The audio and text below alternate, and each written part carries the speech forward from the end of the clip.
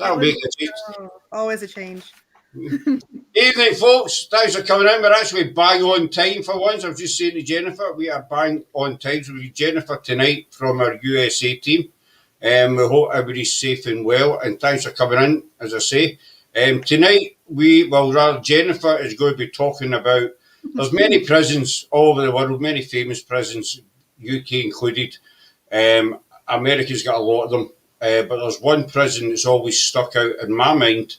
And I think it's stuck out in a lot of people's mind, and a lot of people know it as the Rock. But it's also the real name for it is Alcatraz. So Jennifer is very kindly gave up her time tonight to come in and tell us about Alcatraz. Any questions, folks, just leave them in the chat, and Jennifer will do her best to answer them.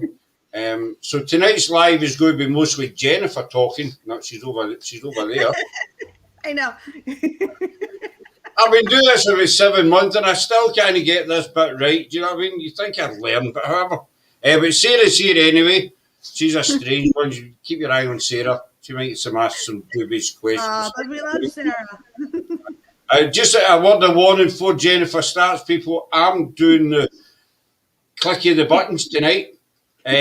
So if the PowerPoint goes...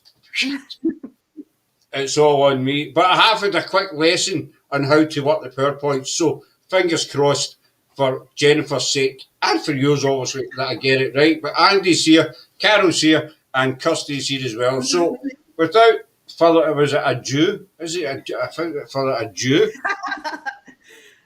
That's all the French you get. All right. Tell us about Alcatraz, Jennifer. Yeah. It was more like... how did this all get started? Talking with Scott, he was very interested in Alcatraz, and every time we come up with we're talking, it's always Alcatraz. So I'm like, okay, fine, Alcatraz it is. We've been talking about possibly doing an Alcatraz, for a month now, or so. Something like, please do it, please don't, please. Yeah, exactly. Okay, so evening, everybody. Hopefully you don't get too inundated with my enthusiasm because I love my history. If you guys tuned into the last one, you know that I adore history. Alcatraz, I can actually say I've been there twice. Alcatraz is more than probably what most of you know. I'm pretty sure most of you have heard of it as the prison. It's a big old island out in the middle of the San Francisco Bay. And that you know that it has some famous people that have been housed there. So let's see if I can bring up some history that maybe you have never heard, or maybe you have and you're like, oh, that's cool. I didn't think of it that way. So let's start. Just tell me when you're ready for your pictures, and I'll. Oh, of course. How about can you bring up the aerial picture of Alcatraz, the one that actually shows it in the bay? Can you do that one? No, I'm I know. Sorry, now I put you on. Now I put you on the spot. What I'll do, Jennifer, is Sarah's put these in on the PC, and I've just been instructed to click the arrow, and random pictures will come up. Okay, well, at this point, Alcatraz, as most of you know, as I've already said, it's a prison. But what most of you didn't know is what it was a military. Hey, good timing. It was a military establishment. But the only thing I don't have is I don't have a map before that, and I wish I had, when it was actually surveyed and slightly excavated during 1775 and named Isla de la Alcatraz, which is the island, I probably butchered that in Spanish, was the island of the pelican. So Alcatraz basically means pelican, and the name kind of stuck. The name rock actually came from being on a great big island. It's mostly rock. It's just lots of sedimentary and just very solid rock there. So hence the rock. All right, and the picture that's showing now, that's actually when it was actually that's from the military prison. That's when it was actually when the prison was military still. So we don't have federal people there. This is only military prisoners in that one.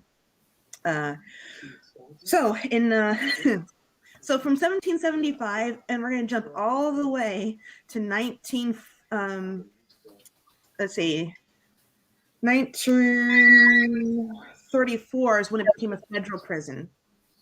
Before 1934, it was actually a military establishment and prison hold.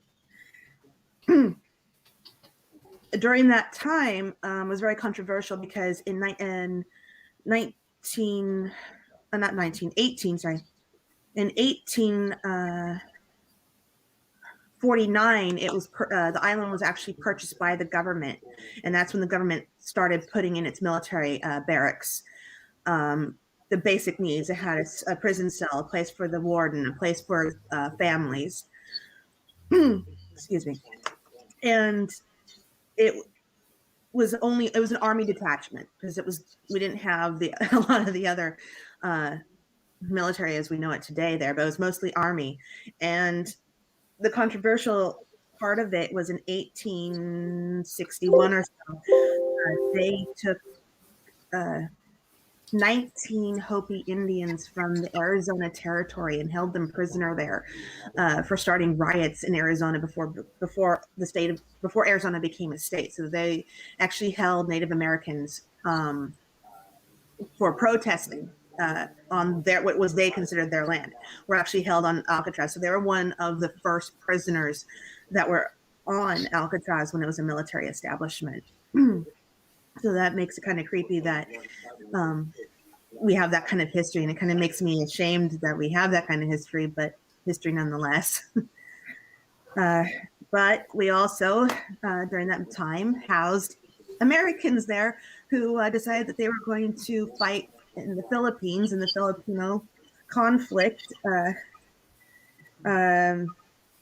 Let's see, I'm trying to say in 1900, and so they actually housed those prisoners there, and they were detained. But it wasn't until 1934 when it became a federal prison.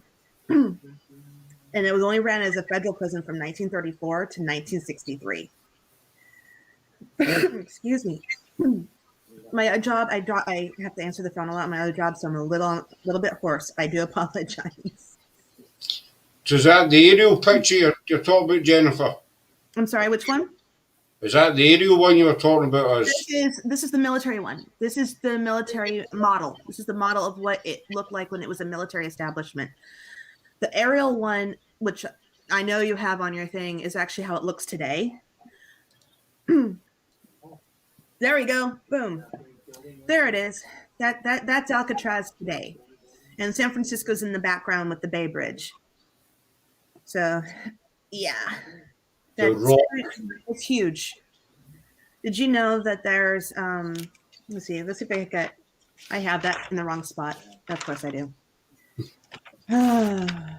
That is 47 acres of land. 47 acres. And they used every bit of it. You can see the main prison is the biggest building on there.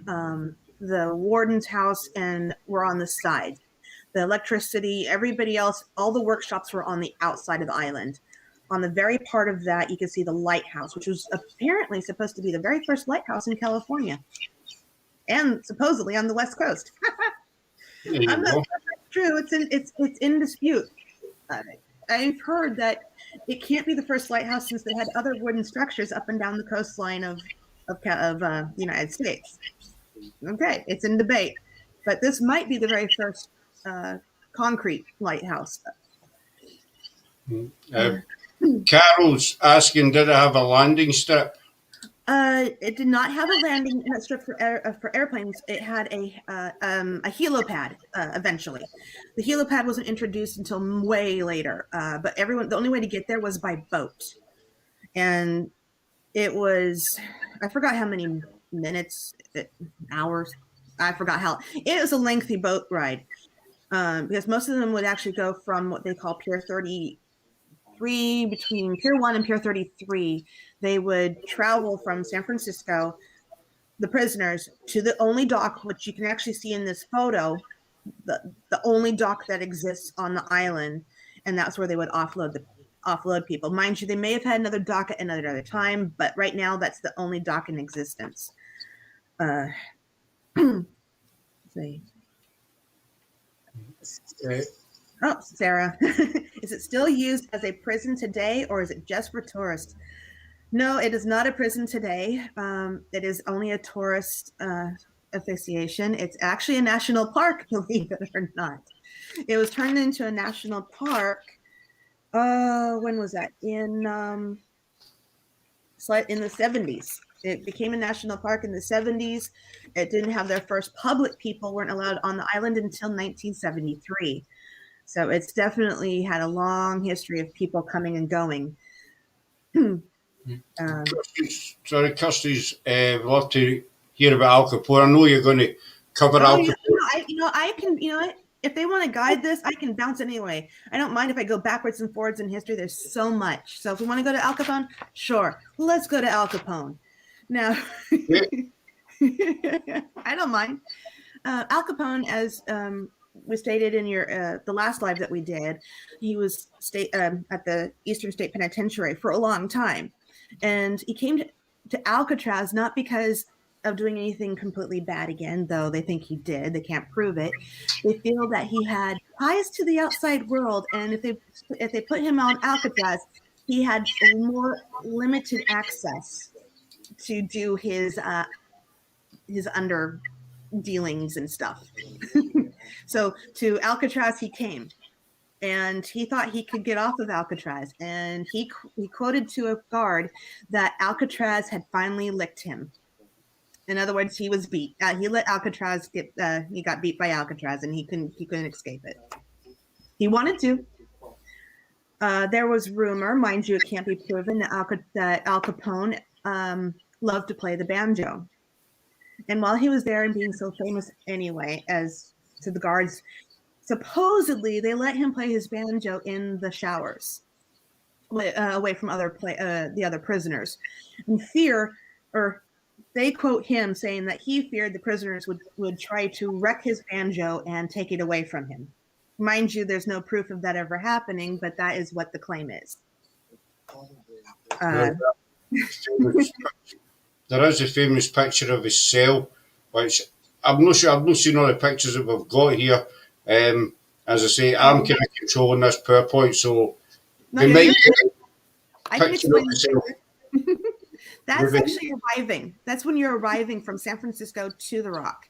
That's looking out from the boat as you're approaching. And yeah, it was pretty choppy that day. So anyone who gets seasick, I don't recommend going when it's choppy like that. I was fine, but other people can get easily seasick. But yeah, so Al Capone, as much as he's really famous, his stint on Alcatraz was kind of limited. He was there. They knew he was there, and they allowed him to do things only because of who he was. But anything more than that, he really pretty much became a quiet prisoner, so to speak, except for his banjo. Do you think maybe because of where he was, obviously because him being on the Rock, he had kind of less contact and, less means to carry out his business and what have you? Do you think that maybe changed him to turn him into a kind of quiet prisoner in the hope that he'd maybe get released, good behavior? Considering that Al Capone, when they finally caught up with him, it was more for his tax evasions and everything else. He was afraid that because a lot of the people that were housed in Alcatraz were known criminals, known murderers, known abusers. He has been quoted that he was afraid that they would actually try to kill him in Alcatraz. He was afraid for his life there, so that may have had a lot to do with it. All right. I mean, mind you, it's a lot of it's hearsay. There are documentations from people who did work in Alcatraz, and they who actually did talk with Al Capone. But mind you, over the years, it's just been what's been passed down, and nothing's been, nothing was actually. Oh, I'm going to write it down. I'm going to go. Okay, yeah, you actually said this. So it's mostly hearsay. Oh yeah. The devastation that actually happened later after the prison closed. A lot of the fires and devastation happened after the Native Americans decided to occupy Alcatraz for about 18 months, and they caused lots of devastation, including a fire on Alcatraz, and destroyed a lot of the historical buildings. They wanted the deed to the island, and finally the federal government came in 1971 and forced them off the island. So that was a huge deal. They were actually, because of the Hopi Indians that were originally imprisoned there during, its earlier stint as a military prison, and then later they claimed, and I quote, that they wanted to what was it, that they were citing a treaty from 1868 saying that they were allowed to claim any unoccupied government land, unquote. And so they did. Since the government no longer technically occupied the land anymore, and it was no longer a federally state prison, they came in and occupied the land. As you do. Andy's got a question for you all. It shows built location of currents and wildlife making it impossible to swim ashore. Not originally. Originally, it was just more of a military standpoint because it was in the middle of the bay. They thought that during certain wars that America was still fighting against Mexico and others, they thought it would be a good standpoint, is what was originally thought of, because it would be like the protector of the bay. When it became a prison, they did realize then, yes, that yeah. So, and then you go. I'm trying to think. I would say that came later as, hey, this is probably not a bad idea, but I don't think it was the first idea, since it was a military establishment first before it was a federal prison. Even just look at, as I was saying, before we came on live, Jennifer, these prisoners also came across on the boat, and those were life sentences that knew they were never ever getting released. Even just looking at that place, knowing or thinking, this is where I'm going to spend the rest of my days. Yeah, it's very possible that they did think that they thought that maybe that was the new deterrent, that, oh, we're bringing you to an island, and guess what? That's cold water. The currents are unpredictable, and there's sharks. Oh, shut up! That would kind of put me off swimming. There are sharks in the bay. Most of them are scavenger, not necessarily man-eater. But the waters are cold, and people have been known to get hypothermia swimming in that bay. I forgot what that building is. I completely forgot. I took a picture of that approaching, and I completely forgot which one that was. I don't know if that's the warehouse. It's one of the working houses where the prisoners would actually go and do their work, I think. And it's got a kind of workshop look to you, that, or a kind of administration building. Well, a lot of the prisoners, when they did work, all their workshops were outside of the main prison. The main prison was on the center of the island. All the workshops were on the outer part, which one of the escapes actually was from one of the workshops. There was 14 escapes in its entire history of a federal prison. 14 escapes, and let's see, 23 of them were caught, 6 were shot and killed, 2 drowned, and 5 went missing. That's the official record. I mean, when you think about it, must have been going through their minds when they were trying to escape. They're standing on that rock, and they probably know how far it is to to land. You wonder just how desperate they were to actually even attempt it. When you're here's a scenario. You've been sentenced to life. You're 17 years into your life sentence. You have nothing else to lose. Escaping seems to be a good idea. Getting off the island at any cost, even if it meant their life. I mean, if you're there, as I said, I'm using 17 as an example. People become desperate, and they realize that maybe they're strong enough. Maybe they can do it. They're still healthy. They can get off they figured, oh, I can handle the water, no problem. Or maybe they think they can smuggle themselves out. That's what it comes down to. When you have a no-end situation, they have nothing else to lose. Mm-hmm.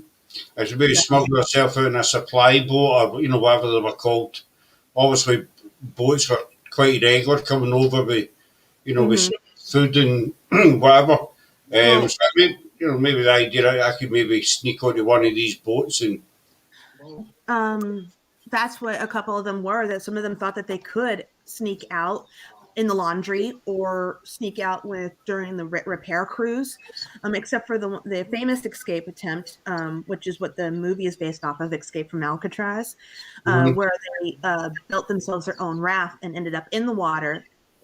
Mind you, there's so much controversy about whether or not they really lived or whether they died or perished, because some people have claimed that they had received word from one of those men who escaped. So now they just have them. I don't. You know what? I need to do some more research on that, whether or not they've closed the case and whether they consider them dead or just still missing. I cannot answer that one because I don't know. Was there not a famous story that somebody, years later, somebody received some kind of postcard from one of Yes, the men meant to? it received a postcard, which led to open the investigation, of which they thought could possibly be that gentleman, but more dead ends, nothing conclusive. They tried to compare the writing to the writings that they had of ledgers from Alcatraz itself, but it could be. It's possible. I honestly think we're never ever going to know whether or not they actually did make it. Is it possible that they could have, any one of those escapees could have made it? Yes. Is it possible that they all died? Yes. See, so you got two sides of the coin. There's two, and then let's face it, America's such a big country that could literally, if they did make it, they could literally just vanish anywhere. Right. Trying to track them down would be. And there's lots of documentaries out there that try to recreate the escape and how they got out, how much time would they need, what it would take to actually get from, digging out of their cell into the walkway, get through there, get over the walls, get, all their stuff into the water, and then keep going. I mean, so all this had to be planned out, and it didn't take just days; it took months. Mm-hmm. Custody's got another custody. I've got two questions for you. What's for custody? Do you think Al Capone is haunting Philadelphia State Penitentiary as well as Alcatraz? Okay. All right, Chris. Here's my theory. I think that he's in one place more than the other. I think the Alcatraz is more of a residual versus an actual intelligible haunting. Mind you, there are the people who will probably say, hey, no, you're wrong. He's actually both places. Maybe. But from my experiences, I've been there. I think if it's more of a residual haunting at Alcatraz versus an actual intelligent haunting. But mind you, that's from my personal experience, and my personal experience is going to be way different from somebody else's. So he could be both, but from my point of view, I think the intelligent is mostly at one versus the other. I hope that answered your question. Sarah's got an interesting one for you. Is the prison Harry Potter not based on this? No idea. I have no idea. That's the first I've ever heard of that. That's a good question. I mean, I've read all the Harry Potter books, but never really put those together as a thought. I would never. I mean, Azkaban is pretty nasty as it is, as it was written in the books, but I never really thought about Alcatraz being the back idea. No idea. Yeah, that is true. They have never been found dead or alive, but you're very welcome, Christy. But Chaos, yeah. I love Chaos. He's all putting up the name. You might as well put up the names before I say them. I actually meant to click that one, the names, and I clicked on Kirsty instead. No offence, Kirsty. I clicked on Kirsty's comment instead of Chaos's. And no, it's easier. It's easier for us to click on that instead of me going through my notes again to find those names. So, yay! Thank you. Because it was supposed to be 4 of them, but one of them couldn't get out because they got stuck behind his hole, when they cut it out, there was a pipe behind it and he couldn't get through. So only 3 of them got out versus the 4. That was nuts. But yeah, it was those 3, and Chaos is right. He watched the movie Sat on a Remote Island. He said, I'm not, no offence to Harry Potter and everything else. I'm not a Harry Potter fan, so I really couldn't tell you. I've no idea. I think you need Possible, but Alcatraz is not the only island that hosted prisoners. I mean, Alcatraz was the only one in America. No, that's not true. Another place hosted prisoners over on at a lighthouse.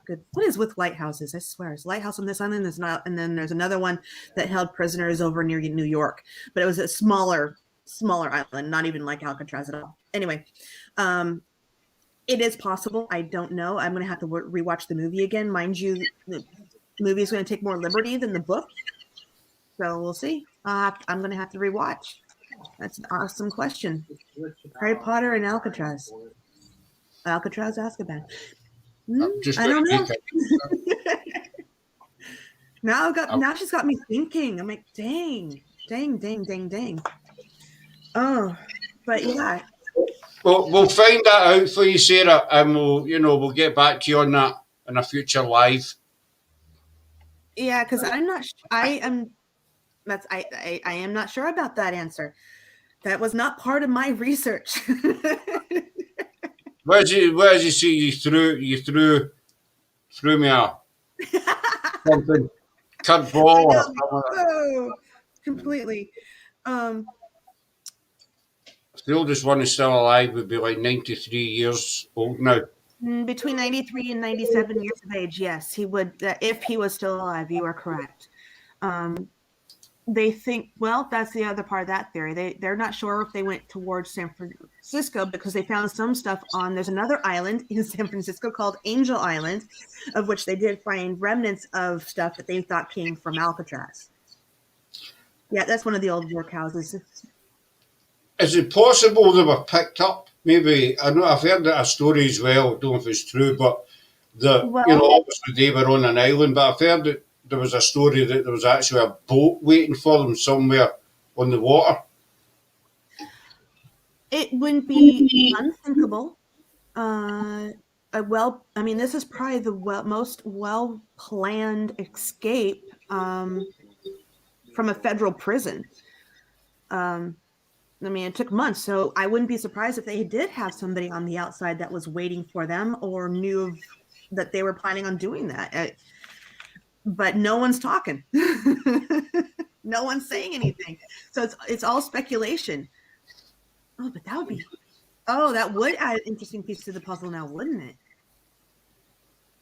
Because obviously, I don't know how visitation went, in prisons, you visiting us, I don't know, obviously, if they had that Alcatraz people going over in a boat. So, I'm not saying it happened, but to me, it's possible that there was a boat somewhere out in the bay waiting on them.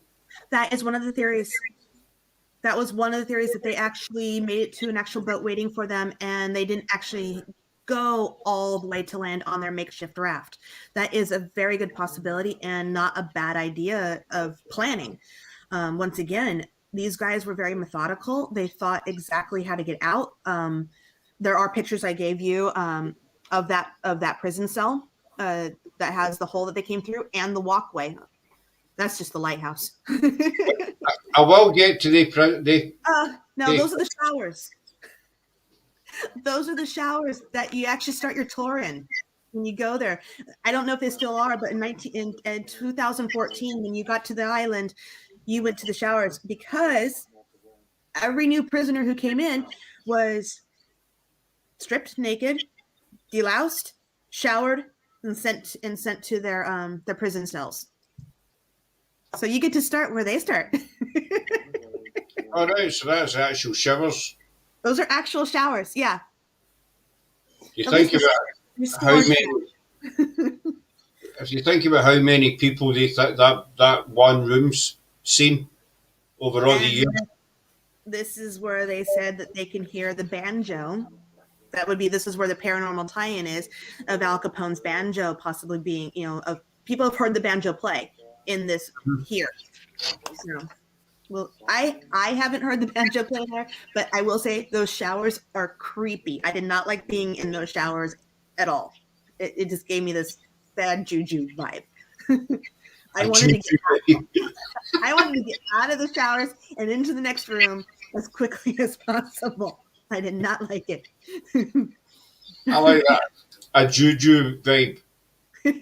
That's actually one of the solitary cells, of which is connected. Not that one.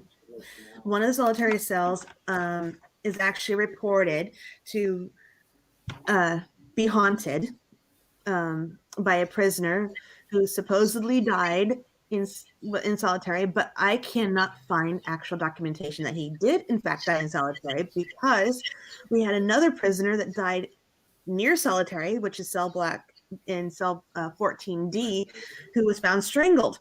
So Right. yeah. However, the correlation between the solitary and the cell block are not too far away from each other. So the solitary cells, is that what it was known as the hole? Yes.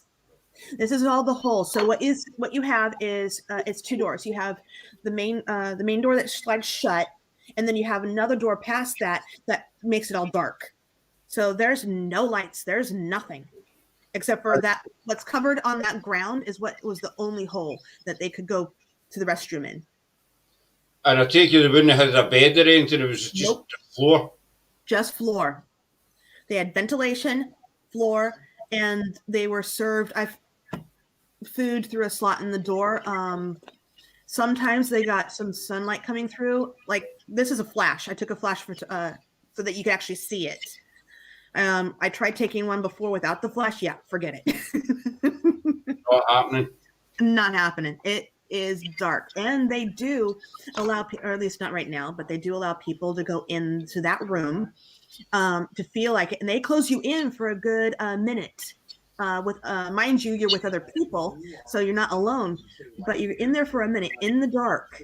No one's saying anything, but you know there's other people with you. But it's a terrifying feeling. I suffer from nyctophobia, a extreme fear of darkness. So I don't know why, but I felt like the need. I had to go in there and experience for myself, and I wish I never had. You suffer a fear of darkness, but you wanted to go in there. Yes, I did. I was with my son was with me. He went with me. So he's holding my son's holding my hand the whole time. I don't mind going in the dark. I don't mind the dark, but extreme darkness where you can't. You're gone. You can't see. I'm paralyzed. It just paralyzes me, and I can't think. I can't hardly breathe. So I can only imagine a person who's in there alone for who knows how many days and barely seeing anyone. I can't even imagine what's going through their head. I know probably maybe a few weeks, and you hear it in films. You got a month in the hole, stuff. I imagine being in there for a month. Yeah, and they weren't treated very well. They were treated poorly, very poorly. Most other inmates were treated with some decorum. And yes, Chaos. Frank Bolt was the very first inmate on Alcatraz, but you're not spelling Alcatraz correctly. Anyway, he was when it was a federal prison. Mm-hmm. So when he was the first one who came through the door and became he got that notoriety of, oh, by the way, you get to be the first one on. So he was more as the first one to put his foot inside the door of Alcatraz. Yeah, he was one of the first, and gosh forbid, I honestly do not know who the last people were off, because there was documentation of the prisoners that when they closed it down as a federal and they had to move prisoners to other penitentiaries. I don't remember how many were actually housed at that time. Some went to San Quentin, some went back east, because they had to shut down Alcatraz due to being able to get fresh, mostly because of fresh water and being able to get the waste off the island. And the island started things were deteriorating, and they didn't have the funds to keep things up. So unfortunately, the president had to close as a prison, and yeah. That's a typical cell. You got your toilet, your wash, and your bed. Very few of them had double beds. Most of them were single bed occupancy, depending on where you were, depending if you're cell block A, B, C, or D. Cell block D was where the really bad people were housed, the lifetime people. Mm-hmm. Cell blocks A, B, and C were not as threatening. A was like, okay, you're in here, you're eventually going to go. But yeah, I think it's a cell block. I think this is on A. I think this is cell block A. You can get turned around there. It's so easy to get turned around. The famous cell block C escape. That is the dummy head that they have on display. And so this is what the guards on that night would have seen when they were walking by. Well, what they did was they wait for them. They would the guards would actually walk by. They were scheduled for increments of time, depending on what day of the week it was. Sometimes it was every 30 minutes, every 15 minutes, depending on how many guards were on duty at any one given time. So they just planned it accordingly. So as I said, this took months to plan. So that means they knew the rotation of the guards. They knew when they were going to walk by. So everything was planned accordingly to the second, I would say. Mm-hmm. Not to the minute, to the second. You can see how, obviously there wasn't a lot of lighting at night time in the actual hallway. Right. The only light that they had, they did have some what they call emergency lighting, which didn't come in until like the 60s. Hold on, I'm thinking 50s, late 50s. I think emergency lighting was actually started to get installed. But so there wasn't a lot of actual lighting after lights went out. When lights went out, the prison was dark. It was a dark place. And I took the last time I was there, I took the night tour, and they did shut off the lights. So, but they had some of the emergency lights on, and unless you know where you're going, you're gonna fall. You're gonna walk into something. You're gonna walk across something. You're gonna fall into something. Yeah, it's dark.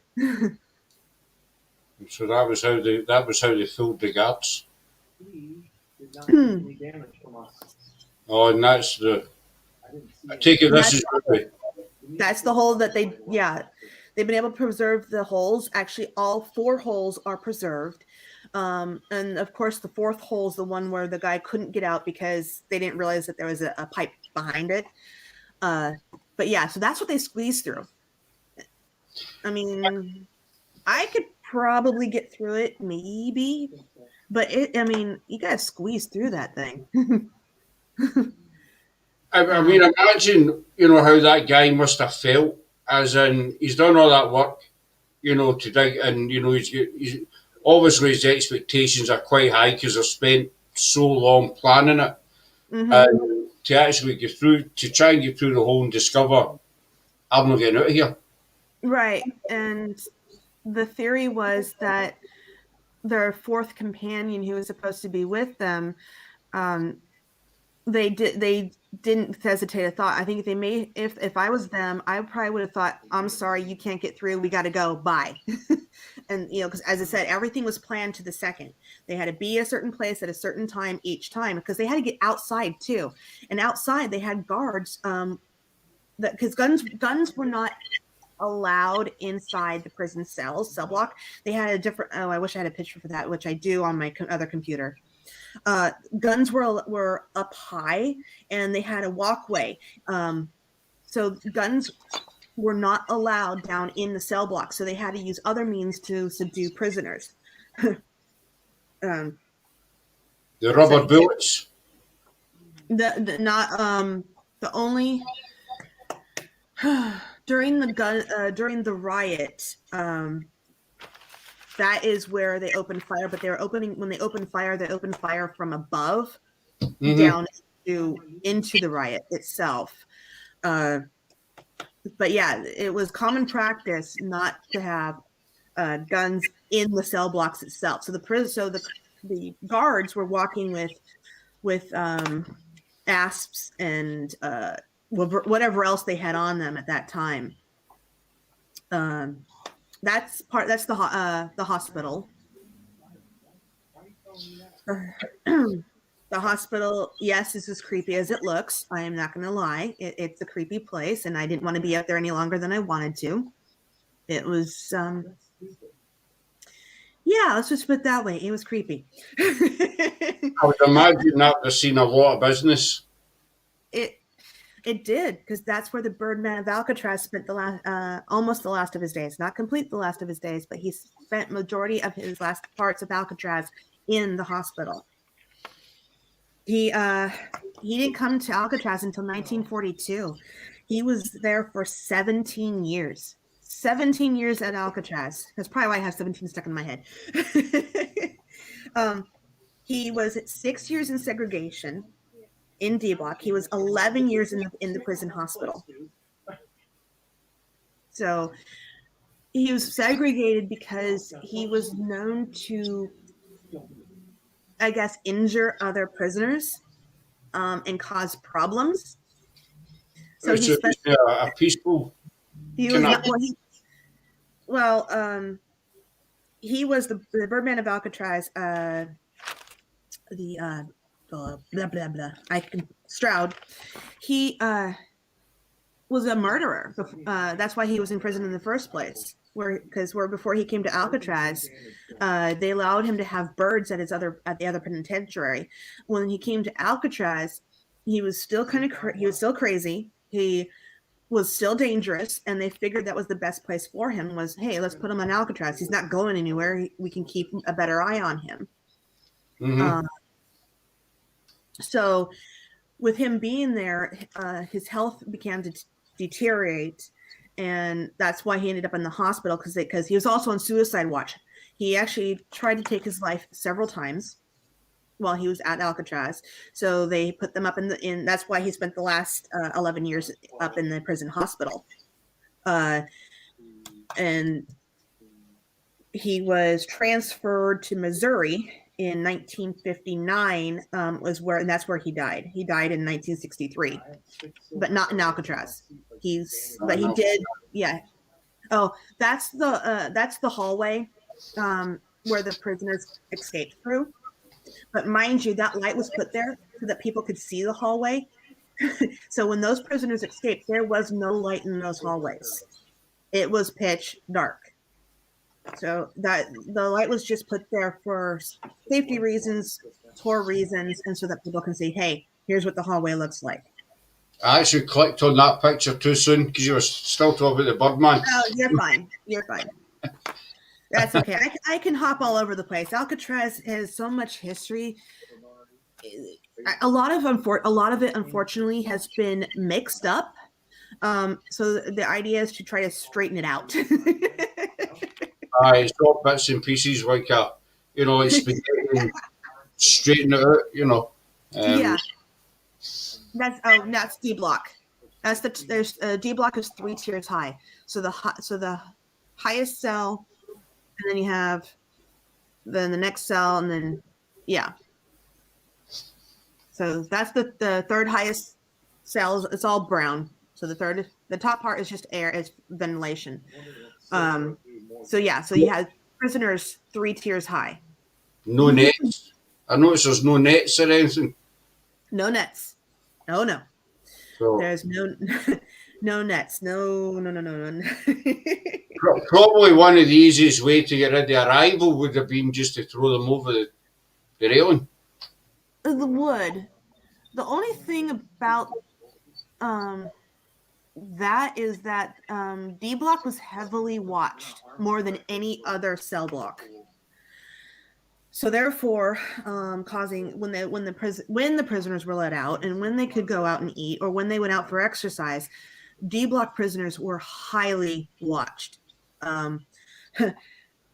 which is probably what happened back during the riot. There was a riot that happened that caused the death of a guard during the riot, and then some others died afterwards. But he was able to secure the key, so they couldn't get out of that area. He managed to put the key, and it went up high, and there's that's where the gun railing, or where the people with the guns were behind, on the other side. So you have this big wall here that has bars. The people who had the guns were pointing down. The key was he was able to string the key up high down below on the opposite wall, so high that the prisoners couldn't get it. So he hid the key very effectively. However, he lost his life by doing so. One thing I remember of a film is, I'm sure it was in the film The Rock, which based in it's set in Alcatraz, is when Sean Connery and Nicolas Cage are in the cells. You see them with the bed sheet, and he throws it, and it latches on a handle. And I thought, the question I've got, would it really be that easy? No. To get out of that cell. The door just swings open, and Nicolas Cage says to him, "How did you get out of the cell?" They got out of the I can tell you how they got out of the cell. They didn't get out of the cell through like that. Obviously, we've already showed you one. They cut holes in their cell block behind them. They made spread bars. So they had these items that were made of mostly like hard plastic and other pieces of metal that when they cranked on it, it would slowly spread the bar apart. That's another way of how they got out. They got out, not necessarily the cells. They also tried escaping from the workhouses. They just waited for someone to, turn their back, and away they went. Because I watched the film, I thought, it's an ingenious way to get out of the cell, but surely it wouldn't have been that easy, back then when no, it was. Oh, that's D block. That's the bad. That's the that's the bad of the bad were housed on D block. And they were just allowed just to mingle in that open space there. That open space was for the safety of the guards walking by. So I imagine the guards would have walked right along the wall then, against the wall kind of thing. They were supposed. Well, I was told by a park ranger that majority of them would walk. They were told they were not supposed to be in front of a cell unless they had to be in front of a cell. So they kept it wide open. Behind you in the way back, I know it's hard to see in that picture on the second story, that's where the people would come in, and that's the only place where guns were allowed to come through. So down here on this walkway, guards were not supposed to be armed with any type of gun while they were there. Right. It was the baddest of the bad. Well, that's what D block, because D block is right next to solitaire. What did you do? No. What? I don't know what you did. What have I done? I don't know. You did something. I think. Stand by. We're having technical issues. You're having a Scott issue, you mean? Not Texas, you're having a Scott issue. I'll let you keep chatting a wee second. I'll let you keep chatting about. All right. Is there anyone else who's as we've been slightly derailed? If there's any questions, please feel free to ask. I'll try to answer as best I can. Oh, yes. Justin says, wouldn't like to be in there all night or at night all alone. I can tell you that just being there and I'm with people, I'm sensitive as it is, and I don't want to be in there alone. I wouldn't want to walk there alone. Penny asks, do they talk about what kind of wildlife live on the island now during the tours? There are some when you're outside, there are some placards about the different wildlife that actually does live there and what's planted there. Most of your tour is now guided through, instead of someone talking like I'm talking to you now, it's all audio. So you get these lovely earbuds, you get to put them on, and you go from section to section. It says, here's the number one, this is that history. And then you're kind of led. If I go there again, I'm probably not going to take the earbuds this time. I'm just going to go for the flow. But yeah, there is information there about what kind of vegetation and what animals do live there. I know that there's some deer mice. There's different types of birds. There's a few pelicans, but not like before when the island was first discovered.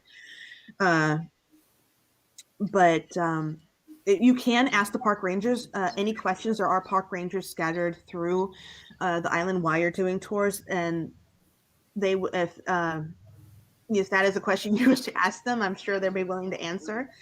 But as far as the tour itself, as I said, it's mostly an audio tour now. They don't really talk about the vegetation as much. And Scott, you're failing miserably. Sorry, people. I'm trying to get back onto the pictures of beings. Yeah.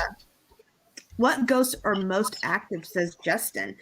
Well, how about I'm going to read I'm going to read something from an actual website, and then I'll go into the actual claims from other people. The Alcatraz cruise website says there are no authenticated cases of ghost sightings, however, that people have claimed due to any shutting of doors or anything else. So this is from a site. They're not claiming anything. But on other sites dealing with Alcatraz, including the History Channel and others, do claim slamming of doors, being watched, being like the past is repeating himself. Some people think that Machine Gun Kelly comes to visit Alcatraz every now and then. As we discussed before, Al Capone is a possible visitor, but I think it's more of a residual versus for him. The Birdman of Alcatraz, since I mean, he was crazy. Unless he's crazy enough to come back, that might be interesting. I don't know. There aren't any notable ghosts. I mean, I know Ghost Adventures, Ghost Hunters, and other shows have actually said notable ghosts, but they don't. When you go there, they don't advertise who might possibly be the notable ghosts that are there, or who's most active. But I can tell you the areas that feel active. I can tell you that D Block was. I felt like that was having eyes on me the whole time. I know that walking outside, looking around in the parade yard, I felt that there was a hustle and bustle of people just walking around, but there's no one walking around. The whole place, I think, has so much residual energies that the intelligent hauntings and the residuals kind of get all blended together. I hope that answers your question. At least I'm hoping. I would love to go back to a couple of claims. I did capture some. I thought I've captured some EVPs, but it's very hard to determine those EVPs when you're walking around. Mind you, it's quiet. People are shuffling and people mumble, so they're not. I have to remind myself, okay, I'm around these people who are whispering, who are doing this, doing that. When you have to tap your recorder so many times, it gets to the point where, what am I listening to? So I would say your better example of knowing which ghosts are there. And unfortunately, EVP may not be the best bet, but I would say video and pictures. Taking pictures would probably be your best bet to see for yourself which ghost might be the most active at any one given time. I've got to the root of the problem. Oh, you got to the root of the problem. That's all the pictures. I'm still doing it, and that's all the pictures that we've got. That's fine. I could have had a lot more. I have over 333 pictures of Alcatraz. I only gave you a few. My apologies, people. I thought it was me, but we kind of ran out of pictures. But I hope you enjoyed the one. That's fine. Still plenty to talk about. Andy's asking, at its height, how many were on Alcatraz? Where was? Okay, which one? Oh, that's a good question. Well, I can tell you for a fact there were 333 cells, 42 solitary, and at its highest peak was 302 prisoners at any one given time. They've never filled a capacity. At least that's on record. Mind you, who knows if those records are 100% accurate. Well, that's true. That is true. Justice got one for you. Why do you think the visit on death as they would have wanted to get out in life? I think. Oh, I got it. I have a really good thing because when you're there, like say, they were there for such a long period of time, whether or not they wanted to be there or not, unfortunately, that becomes part of their life. They become institutionalized. So they wanted to go where they felt maybe that was where they felt at home, whether or not it was home, really home. It was home for them for a long time, years after year after year. So going back to a familiar surrounding, whether it was bad for them or good for them, I just think that people, you're going to go where they choose. And maybe at Alcatraz, it's more of a, hey, this was part of my life and I want to remember it. I mean, that's how I'm seeing it. That's how I view it. I'm not entirely sure if everyone agrees with me, but. No, that is probably right. Justice also got another interesting. Justice also got another good question. Why 336 cells, main cells, plus 42 solitary cells. So, yeah. However, I'm very glad it's not 333 cells. That'd be very creepy. That would be quite, creepy. Yeah.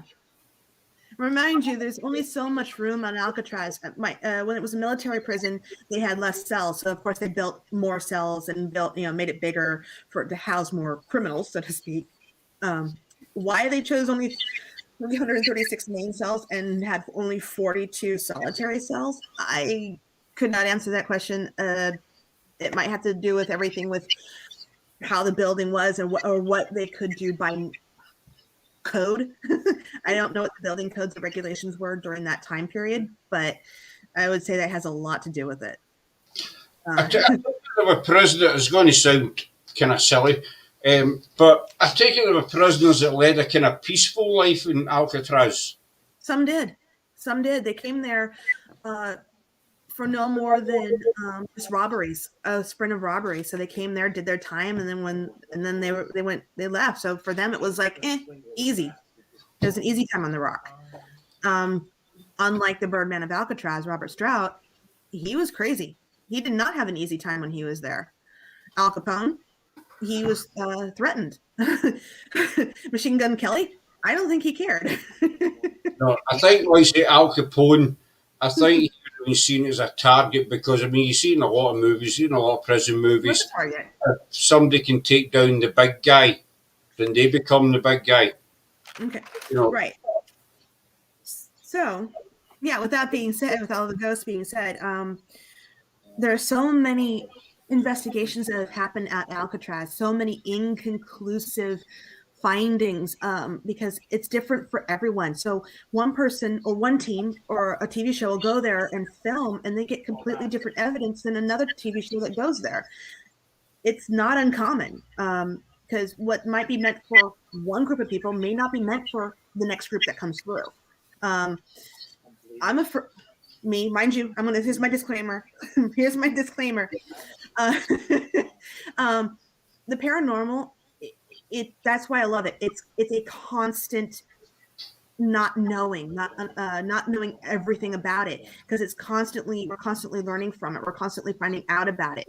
There's so many different theories that I theorize that I'll go into a place and have an experience, and somebody with me will go, I didn't feel a thing. Or they'll go in somewhere else.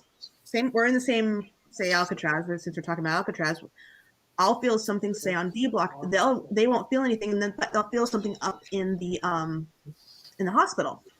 So I think paranormal, unfortunately, is labeled as Oh, it happens, but paranormal happens when I think it chooses to happen. I don't know if that makes sense.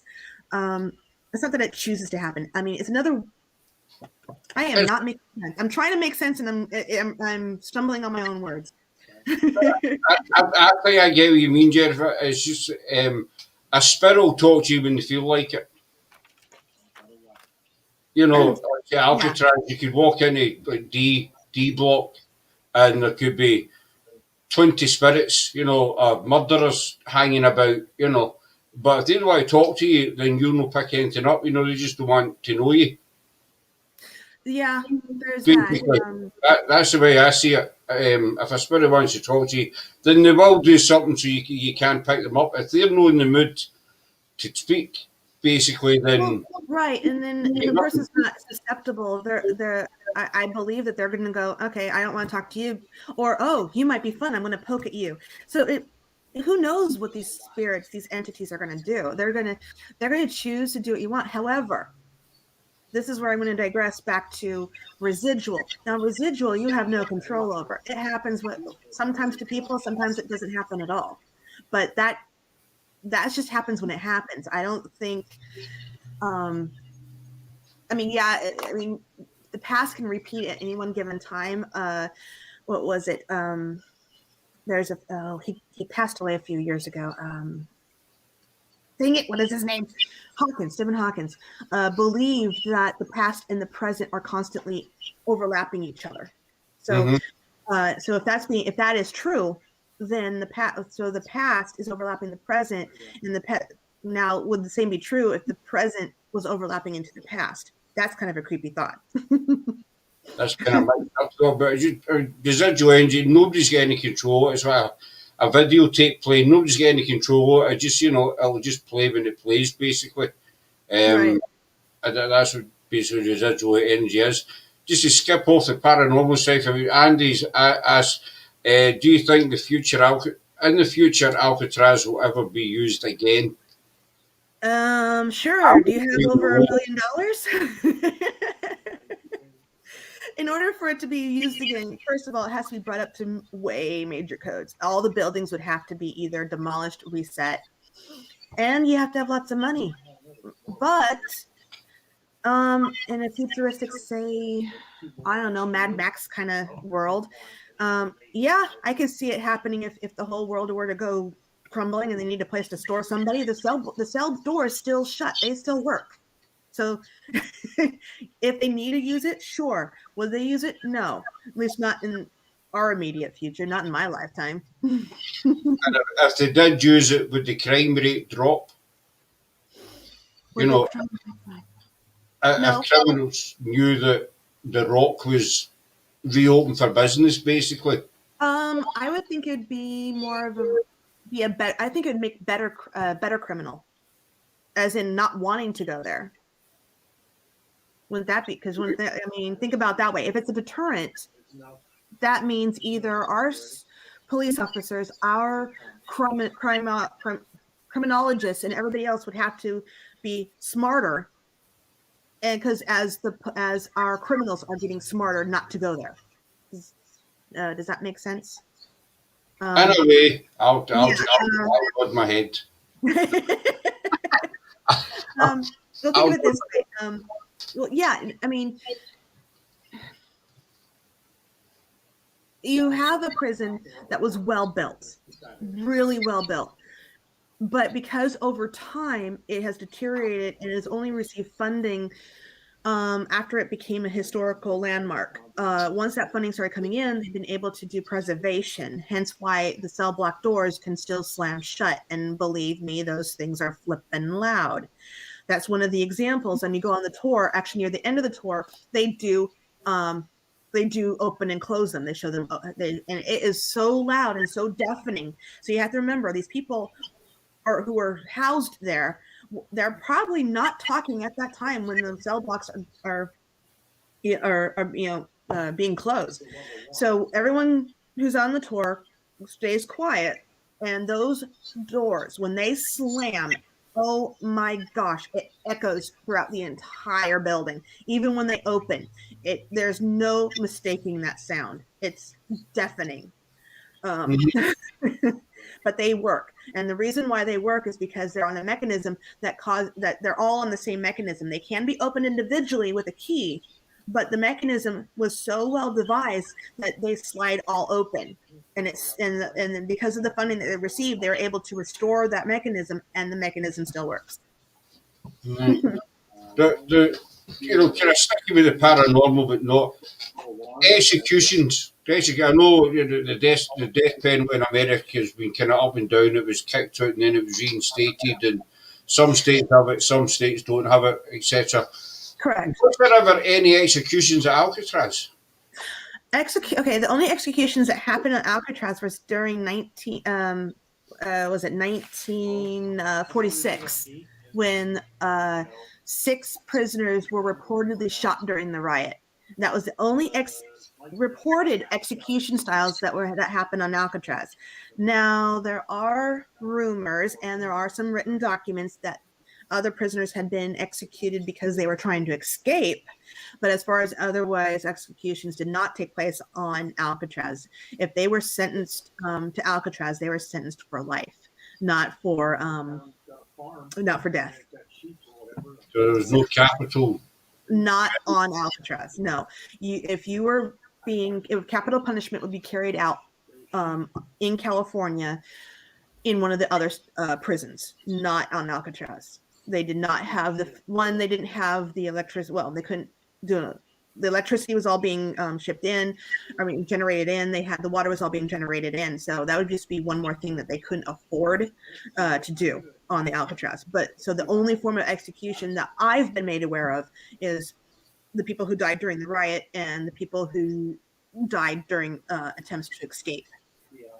Other than that, I don't know of any other executions done in that manner. I do know that there were people who may have been executed by other prisoners, but that's about it.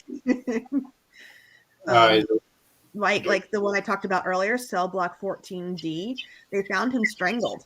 They don't know. They thought he committed suicide. Now there's a theory out there that while his cell block was open, he may have been strangled by another prisoner. We may never know. I think people think Alcatraz. I always think one of the greatest prison movies I've ever seen was Shawshank Redemption. Oh, Shawshank Redemption. Now, I think you see life inside the prison there.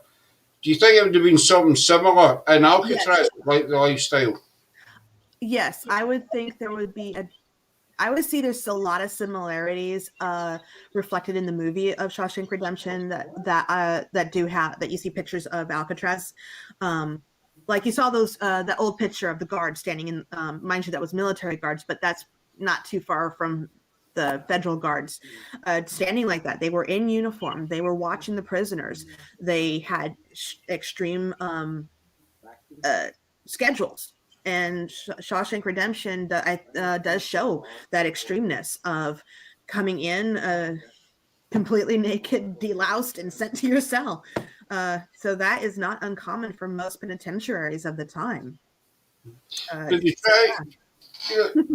You see again a lot of prisons. They try to rehabilitate prisoners in their classrooms and stuff. Did they eventually that in Alcatraz?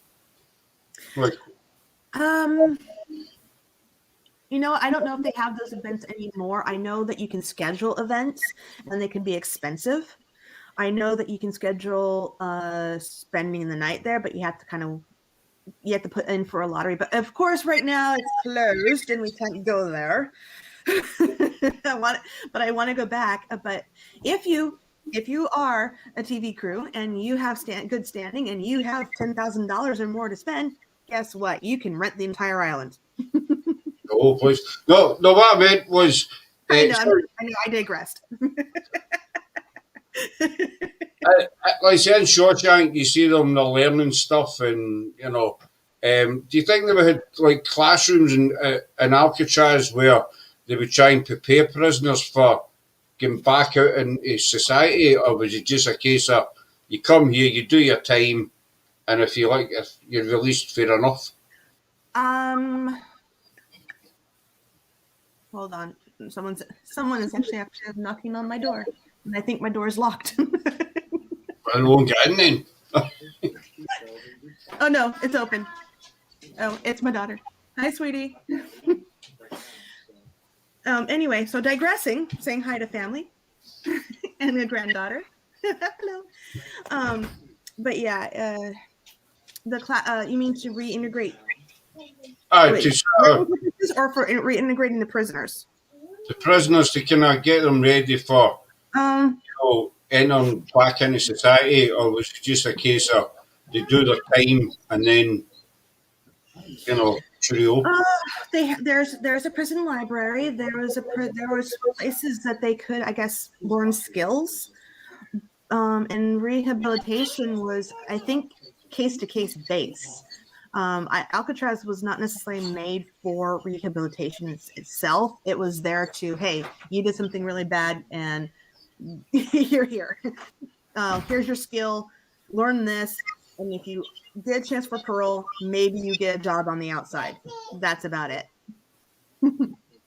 As far as I know, there's no evidence suggesting that they would do that kind of thing. Is there a tunnel system underneath Alcatraz? Yes, there is. Yes, there is. It was devised by the military, actually. Sorry, I don't know if you can hear my granddaughter. That's fine, though. That's fine. She's saying no. It's so cute. The tunnel system was devised for the military to move the canyons and all the weaponry to and from to get out to the coast, just for transport. Boy, there's a derailment. But yes, there is if I try to go at this route, I know it's there. I know what I'm trying to say. Apparently, I lost my train of thought. It's derailed. It was used to get goods from the mainland to the prison. Yes. Holy crap. Now everybody has seen me derailed. That's great. I love it. It was awesome. Live on camera, you couldn't pick a better time. No, I couldn't pick a better time. We GSI in last week, and the amount of mistakes I made with my speech and try to read comments, I was, so whatever it happens. I'm like, yeah, they're there, and then I'm like, great, there goes my stuttering, gone. And once you lose it that first time, it just tends to carry on, doesn't it? It's going to carry on. It's probably going to carry on the rest of my day. Your night is over. So they had the tunnels to move the stuff, to move stuff back and forward. Did anybody ever try and escape through the tunnels? You know what? I was looking at the different 14 escape or attempted escapes. I didn't see anyone that indicated a tunnel. That's a good question. Because it wasn't on the list of possible escapes, but it wouldn't be. But I don't know how many of the prisoners knew that they were there. Yeah, because to me, just my way of thinking, that would have been my first kind of thought, to try the tunnel rather than chance. But most of those tunnels aren't in. Even at that time, after the military used them, a lot of them were blocked up or not being used anymore, except for storage. So I don't know. I don't know if they could get out that way anymore or during that time. And they just started excavating those tunnels. A few years back. I can't remember how many years back, but so maybe we'll have new answers, and maybe we'll have a possible new lead of escaping. I don't know. Possibly. So the paranormal side of it, ghost wise, there's stuff. How far back? I mean, obviously it was used as a military establishment first. Is there spirits been seen that date back to when it was first, a military place? Mm-hmm. Okay, so I hit a rock. I hit a wall with that one. I'm not sure how to answer that. Has there been any ghosts of Yeah, soldiers that are seen? that's what I'm trying to. That's what I'm trying to think. There's no. The only documentation I found was claims from the Alcatraz cruise line, other than saying that they don't acknowledge it. Of course not. But other people during excavations claim that they have heard stuff. I'm not sure if it's from the military, from the past of the military, or if it's because a lot of those excavation of those tunnels is still considered kind of new for people to be in, and so I there isn't enough claims out there to indicate if there were ghost sightings or ghost things that are in those tunnels. I'm sure as time progresses and they open Alcatraz again and allow those open for tourism, I'm sure that we will get a better answer. But yeah.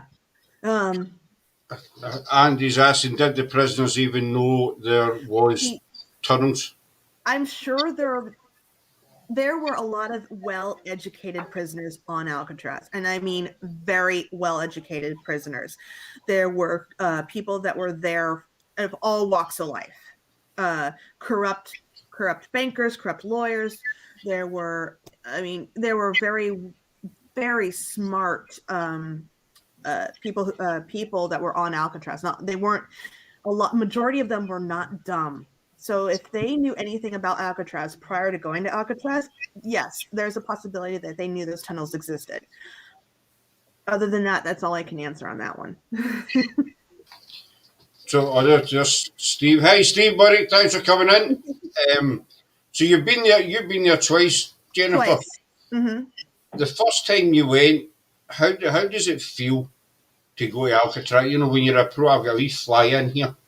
I will say that the first time I went, it was a daytime tour, and it was before they implemented the audio, way before so everyone was talking. There was all kinds of noises around. Everyone's talking to everybody. They're talking to the rangers. So the second time going, it's all audio tour.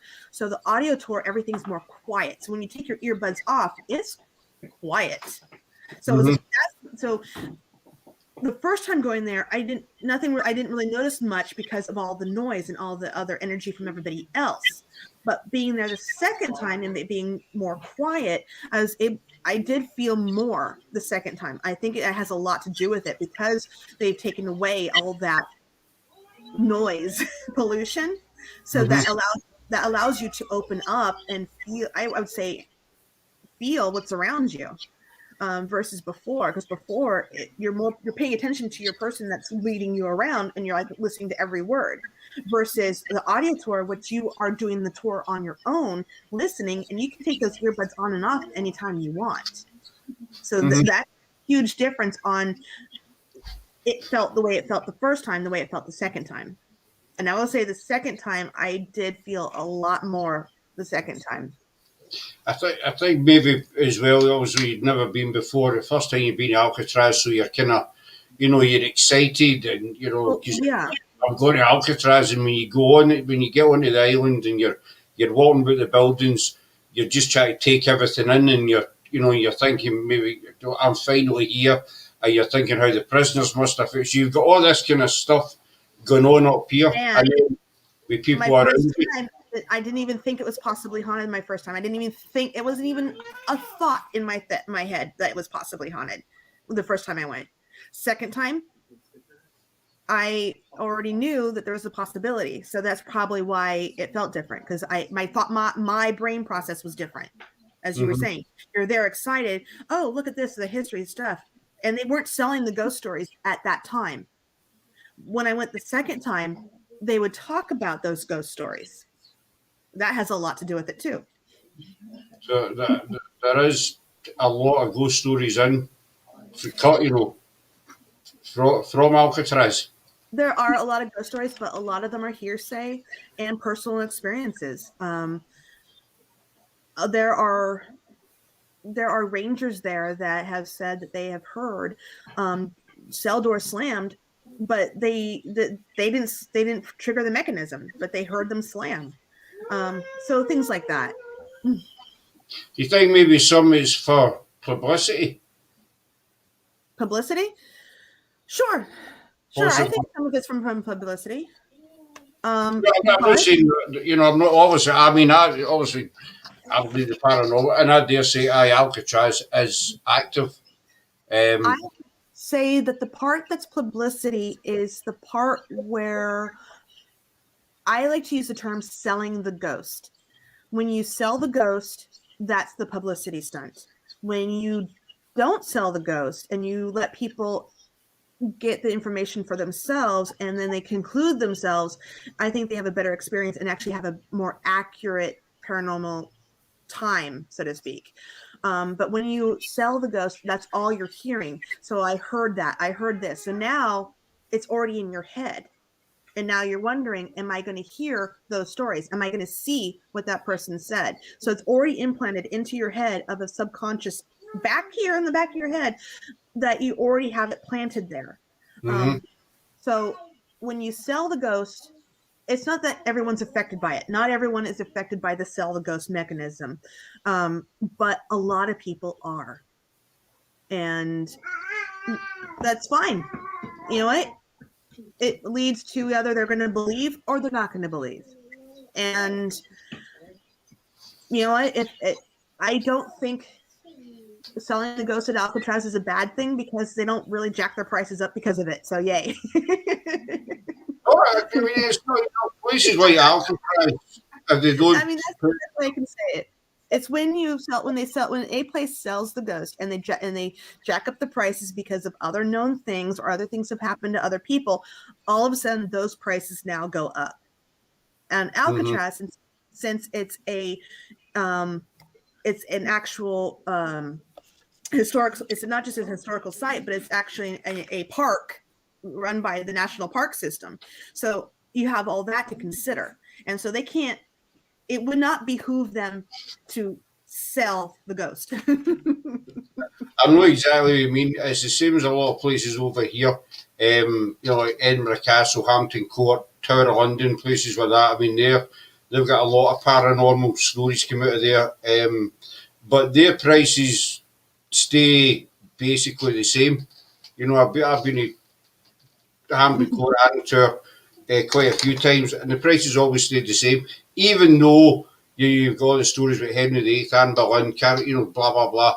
They don't say, right, well, because this place is so haunted, we're going to stick another £15 on the admission charge.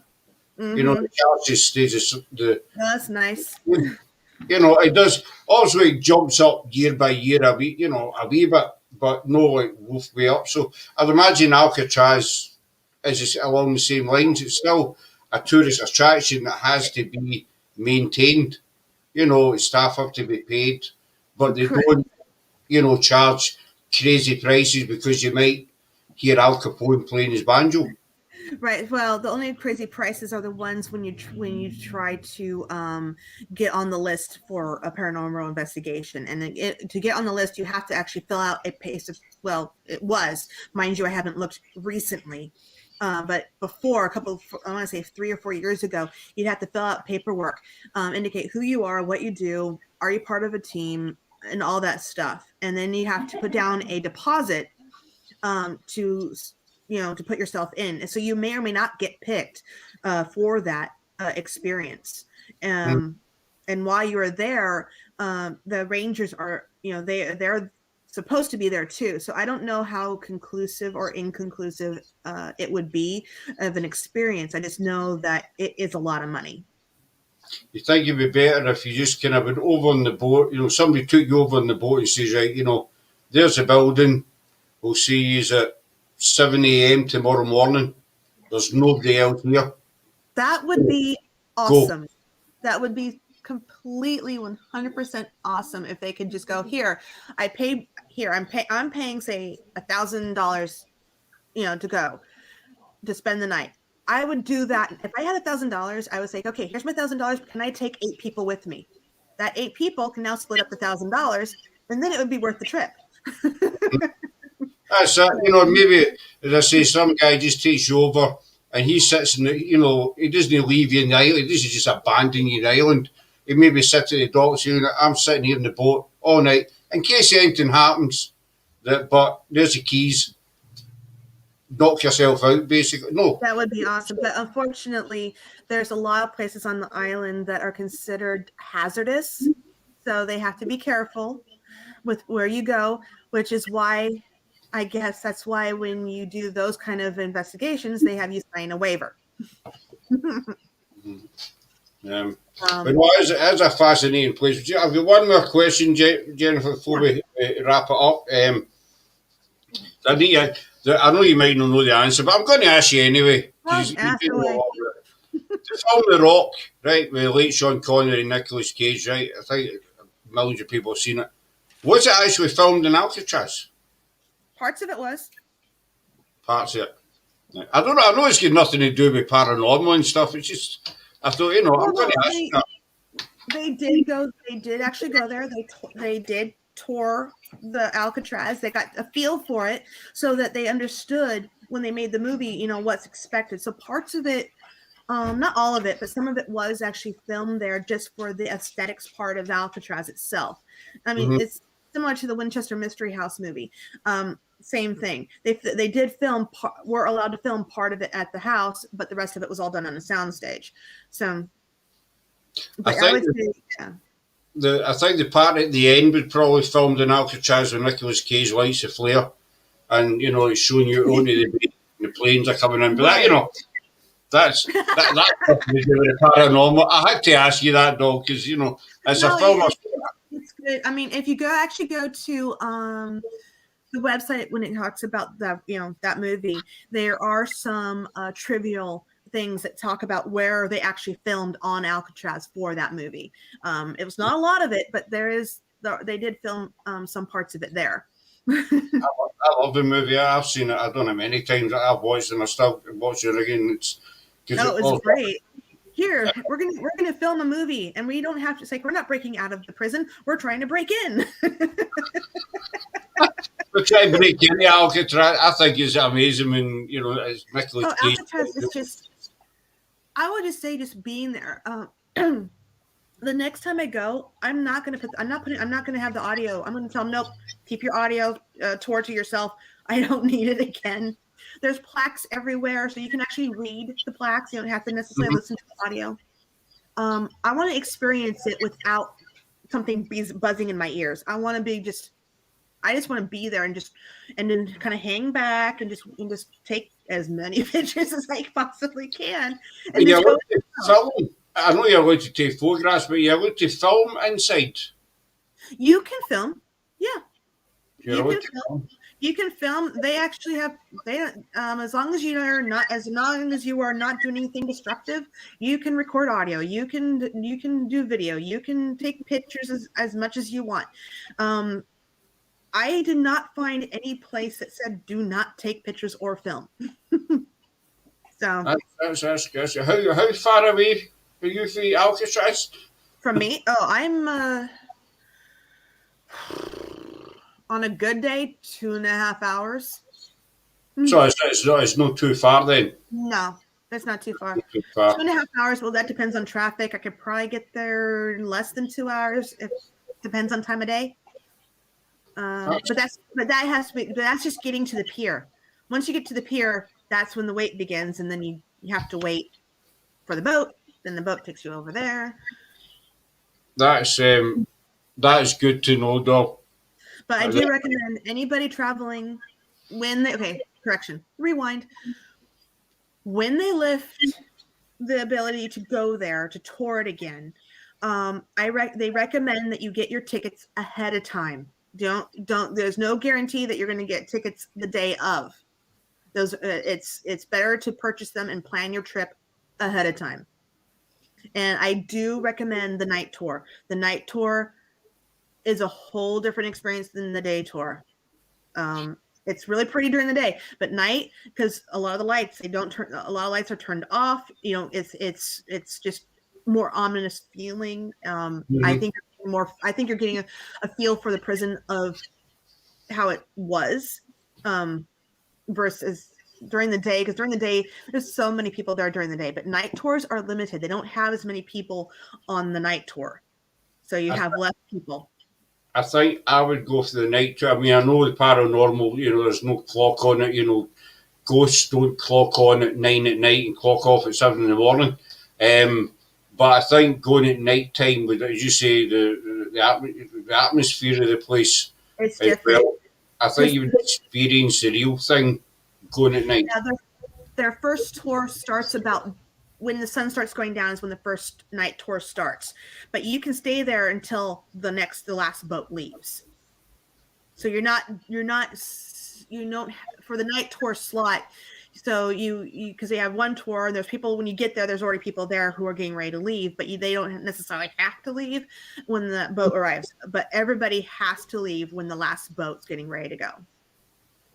Well, I think you need to leave when the last boat goes. You wouldn't. I don't think. There have been reports of people who have accidentally missed the last boat. So what happens if you accidentally miss the last boat? What, Do you really want to know the answer to that? Because obviously there must be staff there. The last boat for them, yes. There is another boat for staff, and there are people that do watch the rock during the night. But as far as civilians go, getting caught you can pay a hefty fine for accidentally missing the boat. Well, if we ever get there, then we're not going to accidentally miss the boat then. Don't accidentally, because it's a national park, and they do have to have everybody out of there at a certain time. I would take the last boat, but I wouldn't miss it. No. I don't fancy paying a fine. Not to mention, the hospital area is only open for a short time during those night tours. So if you do go there and you want it, and you're curious about seeing the hospital, the kitchen area, you want to try to get there as quickly as possible, because they'll close that down, and it will not be open the whole time while you're there.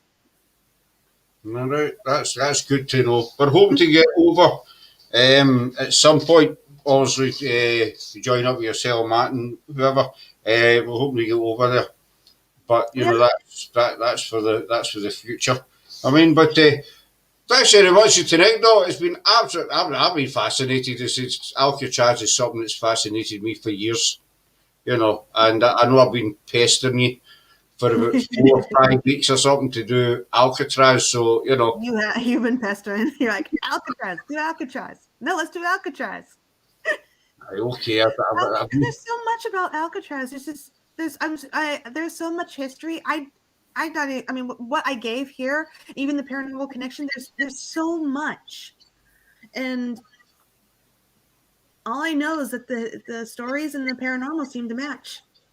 Well, if there's still plenty more, then we can do an Alcatraz part 2. What we could probably do is answer those other questions that I didn't have answers to. Well, that's fine. I was going to say moan at you. I'll nip your ear for another 3 or 4 weeks, and do part 2. Because I mean, when Sarah done the Winchester House, she done it in 2 parts as well. And I know there's a couple of people been asking when's part 3 coming. So, but that's Winchester House is awesome. I have been there 3 or 4 times. I think it might have been 4 times now. But yeah, it's a really neat experience. That just gave me yet another. My head really needs to stop working. You know what I mean? It's just gave me another idea about that. But I mean, if you're up for it, we can do a Winchester. I'll do anything. Are you kidding? Because I have time for it. I mean, so we can have a wee chat about that and the Winchester. That's give me another idea. But anyway, folks, that's it for tonight. Thanks very much, Jennifer. You've been a total star. That's us till Monday. We start Monday, 9 o'clock. We start off our witch week. Where 5 days of different witch trials. We'll all be on different nights. Jennifer and Matthew are coming on Wednesday. That's what I'm hoping for. Keep your fingers crossed so I don't have to work. Tell me a sick. Turn a sick note. Phone in sick. Put your sick voice on. Yeah, let's call in sick during tax season. That's really not a smart thing to do. Well, the way it sits now, we get Monday, Friday covered, different watch trials. Sarah and I are starting on Monday with Edinburgh.